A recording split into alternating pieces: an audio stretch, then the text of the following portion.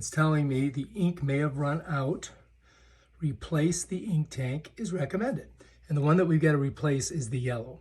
So to do that, what we've got to do is we've got to open this whole thing up. And this will slide over. Takes a second or two. There it goes. Now you're going to know that you need to replace it because why? It's blinking. So we're just going to reach back. We're going to reach right here. We're going to press this and it just pops out. Bam, that one's done. Now we just got to replace that, the yellow one. If you don't like paying $1 million for ink, you can buy these on Amazon. Super cheap. Super cheap. Let's see if I got a yellow one in here. Let's see what this is. Is that the yellow?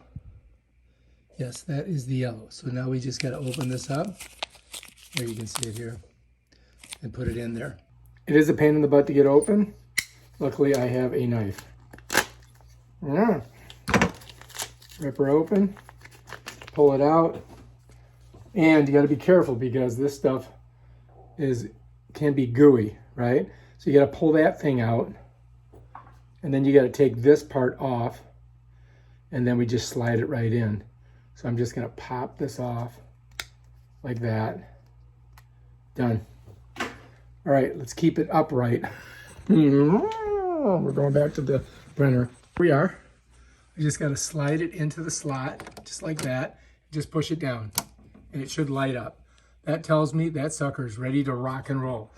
And that's basically all you have to do. Just like that. And Bob's your uncle. Processing. Please wait momentarily.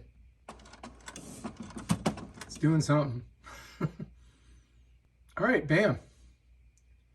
Has been installed. Okay. Bam. All right, we're right back to where we started. And we just got to set these away. Like I said, super inexpensive. All right, if you like this video, subscribe to my channel and check out my other awesome videos where I show you how to do stuff. Peace out.